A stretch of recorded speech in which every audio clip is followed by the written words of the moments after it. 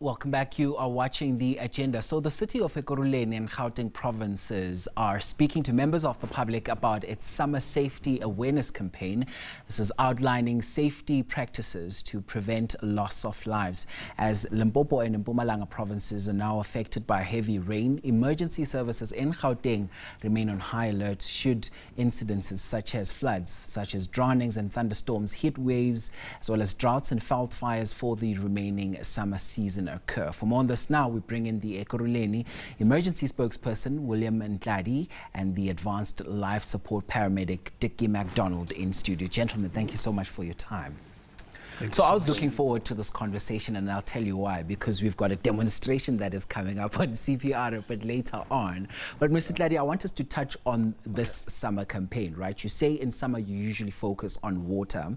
As you transition over to the autumn-winter sort of seasons, then focus turns to fire, right? Let's hear about summer and this summer campaign and what areas of Ekurhuleni are mostly, at a point where they might be susceptible to all of these incidents that we talk about today. Thank you so much. And let me take the opportunity to greet the viewers and the listeners. Yeah, as the city of Ekurhuleni Emergency Services, we basically have realized that during summertime, we are experiencing certain areas that are always flooded, and we do have also the informal settlements that are basically constructed in an unapproved, if I can say that, areas whereby when it rains, you find that now they are actually at a point whereby there is always water becoming a challenge to them, maybe next to the streams and such things like that. But when you go as well, we see and realize that now during summertime, that's when as well many people are doing the practicals, the ritual practices in the rivers, those specific rivers around the city of Ekurhuleni. So, and in that, drowning is imminent, and we always being called out to come and do the recoveries and to do some even the resuscitations. If we are successful, then we do get people back to life, but sometimes it's not always. Then we find that now those patients that we are assisting, they become, basically they lose their lives as a result.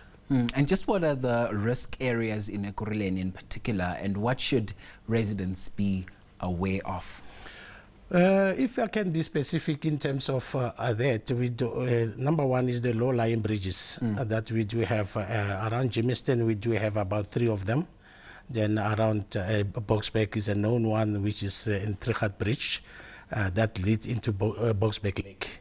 So, and that's when we do have a lot of challenges. There is a huge stream that is coming down from the industrial site into the lake. And all these other stormwater drain systems, we find that now they cannot deliver the water inside that mainstream because of the pressure part of it. So then it becomes locked, water locked. And as a result, it's the main road that many people, motorists, trying to pass through that, because the next one is a little bit far out of the area there. So, and we do have also the 3 bridges around Brakpan, so whereby it's subway bridges as well. Yeah. So they are also clogging up, and during heavy downpours, even if the draining system is functional, but it depends on the amount of rain that falls at that time versus how the drain can basically absorb the water and put it away. So we do have Natal Spruit River that is next to Zonke Zizwe in Katlehong, separating Katlehong and Zonke Zizwe. Then that's where actually the level of the bridges is as well, and when it's full, it becomes a challenge as well.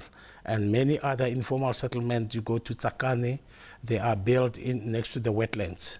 So that's where now the challenge is coming. So we have identified that, and we basically in the past have rescued a lot of people there, and some of them, unfortunately, they died as a result.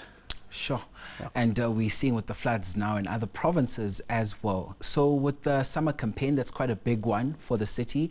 Just what lessons would you like the community members to take to heart with this one?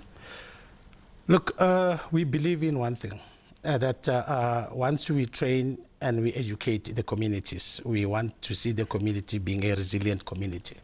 So knowing what to do in case of such emergencies. Because when they strike, so they strike when everybody is relaxed. So what we're doing is we're going within the communities and we're educating them on how to construct their residential areas, structures. We're discouraging building next to the wetlands, next to the water streams.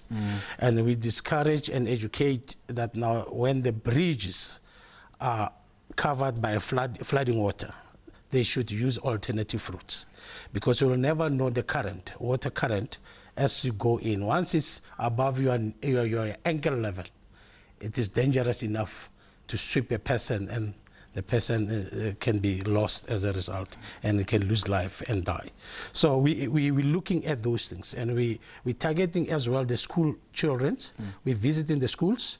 We have basically engaged with Department of Education within Gauteng, so that now they can allow us to go into schools and educate them. Many children, they move from their residential places to schools. Most of them, they're crossing water streams, and when it rains, children, they will focus that I need to go home. So that's when now we had a lot other stuff in terms of drowning. So during school holidays as well, when the temperature is totally different. You've got trenches that are being left open. Then they become a death trap. So when it rains, they become the dams. When the heat wave comes, kids want to play and cool themselves. They jump into that, and it becomes a challenge. So we rescued about two kids around the area of Duduza. So we just saw their clothes were actually outside the dam, a portable dam. It was well barricaded, but kids. Then how did they get in there? Then nobody knows. Then we had to look around up until we went inside the water, start searching section by section, and we found both of them. Unfortunately, they were declared deceased at the time. So those are the challenges, and that would like to bring also to the communities, to say, once get to know where your child is, and get to know, even if you've got a swimming pool for that matter, get to know where your child is. And make sure that now, even if the child is there, or the swimming pool is there, make sure that you lock it. The perimeter fencing is locked, the gate is locked. If you've got a net, put a net on, put the tarpaulin on. So as now, they play with the toys, balls and all that, they will fall in there, and they will try to go in there and collect that, and that's leading to a possible drowning. You see, those are the challenges that we encourage. The talk that we're encouraging the people out there to be careful of, so as now they can avert the issue of accidental deaths through drowning. I want us to now bounce it off to Mr. McDonald, because I know that you brought in some reinforcement as well, because there will be a demonstration happening in studio. Mr. McDonald, CPR is another key and important component, especially when an emergency has occurred. Someone is at home minding their own business at home, something happens, and you find yourself in a situation having to perform CPR. How is it done, and what are the quick ones and twos to that? Okay, good morning to the viewers. Firstly, what you need to do, you need to assess the patient if there's any signs of life. So what you can do is to check for a pulse, quickly check for a pulse, less than 10 seconds. As well, also at the same time, you check if there's any signs of breathing. In the absence of any of that, you can then tell someone, please call the ambulance and tell them I'm busy doing CPR on the patient. Then what you can do, you're going to start with compressions first, which is 30 compressions and 2 ventilations. I think let's get straight to the demonstration. Perhaps you can I do that? Yes. Okay. So firstly, this will be my patient. Usually I would prefer to put a patient on the floor, but any hard surface, it's fine when you do CPR. It must be a hard surface. It must be a hard surface, because if it's a soft surface, when you do your compressions, you're going to push into the soft. For example, if the patient is on the bed, you're going to push the patient further in, then you won't deliver effective compressions. Okay. So you're going to take 2 fingers and put them here in the center of the neck, slide them slightly 45 degrees under the jaw of the patient towards you.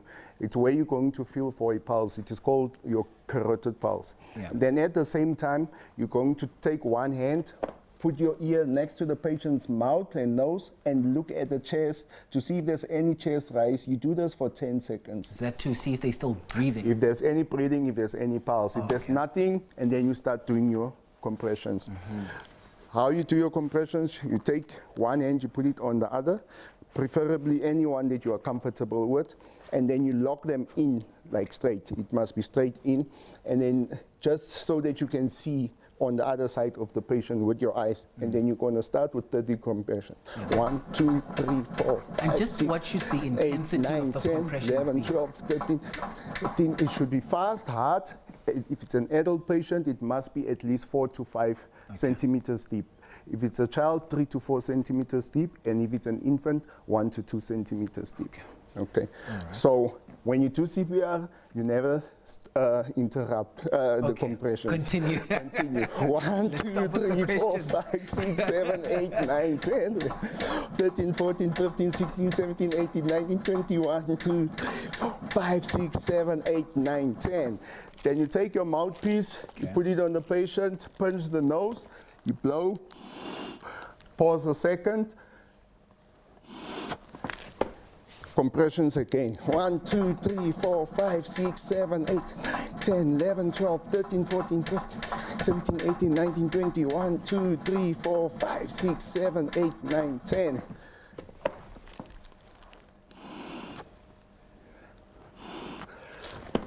I've done 2 cycles now. You're supposed to do 5. So you do 5 You cycles actually, of then this. let's So in the assume interest- this is my 5th one. Then after my ventilations, I'm going to reassess and check if there's a pulse. If there's a pulse, I'm going to take my patient, put them on the side, and then I'm going to reassess the breathing and monitor until the outcome. Okay, so I see you're saying you also use a mouthpiece, right? Yes. So what happens at home then when in the event that you don't have one of these? Say for instance, maybe you shot stocked on your first aid kit, for instance, what happens then? Okay, you are not compelled to do the mouth-to-mouth piece. So if you are comfortable with the person that you actually want to do CPR on, you can use your own mouth-to-mouth. But if you don't have this, you can just do the compressions. They allow that. So you're going to just continue the liver compressions at least. Because our objective is to make sure that you're pumping the heart. Yeah. That is what CPR is for. It's cardiopulmonary resuscitation.